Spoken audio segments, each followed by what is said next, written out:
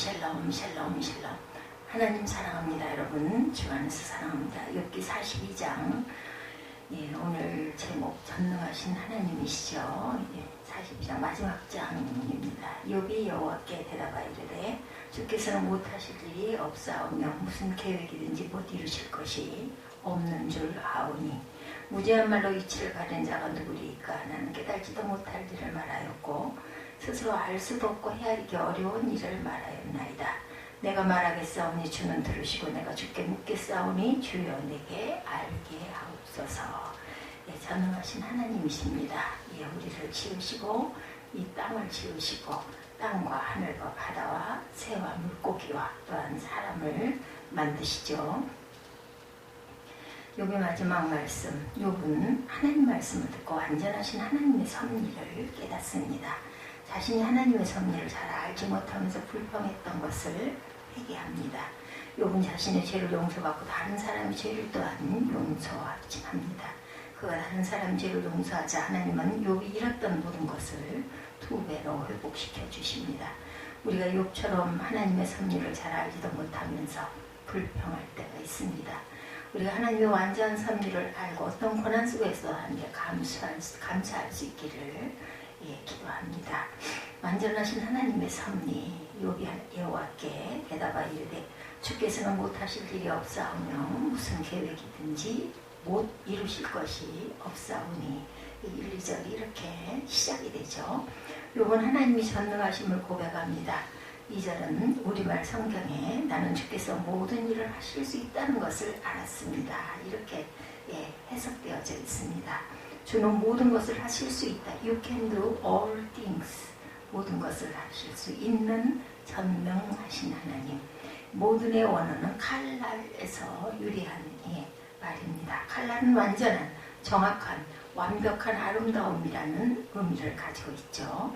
완전한 보석과 같다라는 말인데 모든 것을 할 수 있는 하나님, 완전하게 하시는 분이라는 뜻이죠.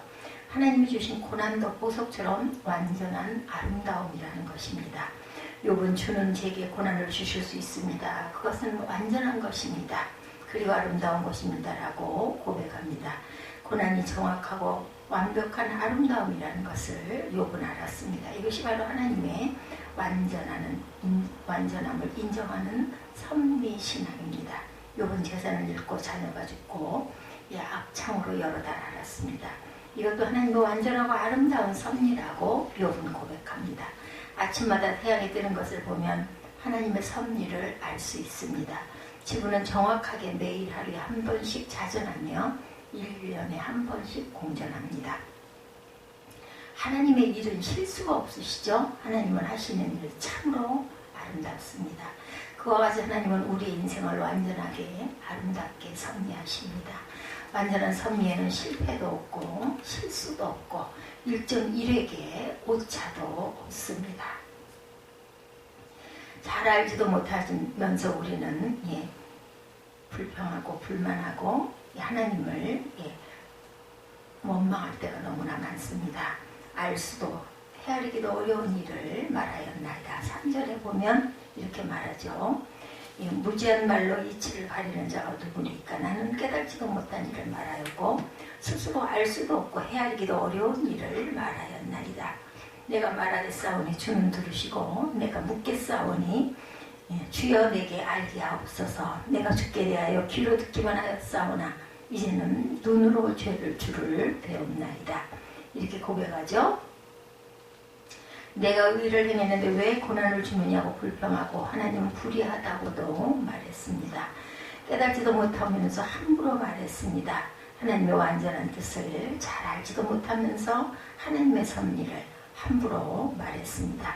그는 교만했죠. 지구를 자전이나 공정시키는데 우리가 하는 일은 아무것도 없습니다.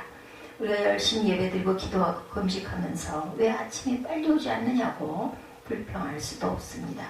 지구를 자전시키거나 공전시키는 것은 하나님의 완전한 은혜 속에서 이루어지는 일입니다.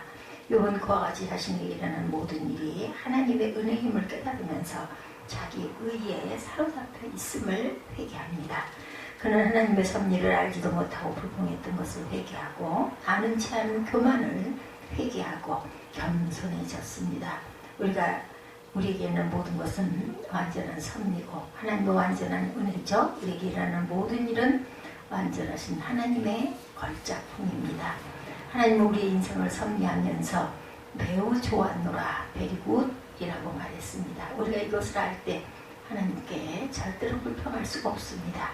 그리고는 주님을 바라보죠. 욥은 완전한 하나님의 섭리를 깨닫고 내가 정말 잘 알지도 못하면서 이런 말을 했나이다. 그리고 회개하고 주님을 바라보죠. 내가 말하겠사오니 주는 들으시고 내가 주께 묻겠사오니 주여 내게 알게 하옵소서. 내가 주께 대하여 귀로 듣기만 하였으나 이제는 눈으로 주를 배웁나이다. 그러므로 내가 스스로 거두어드리고 티끌과 재 가운데서 회개하나이다. 6절까지입니다. 새 번역에는 당신께서는 말씀하셨습니다.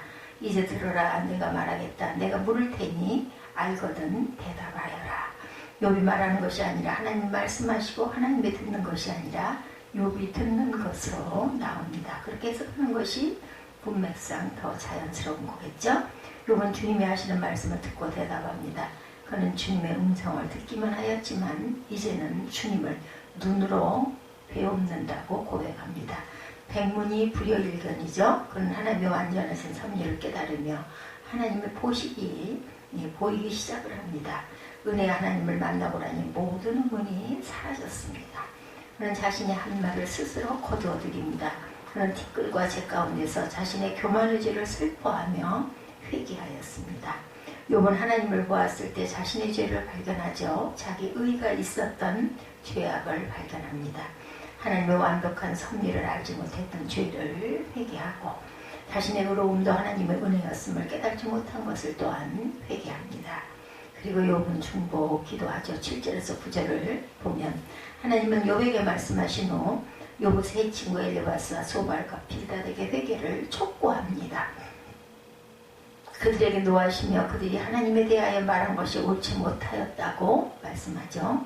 그들이 욥에게 가서 하나님께 믿음과 순종의 번제를 드리라고 하십니다.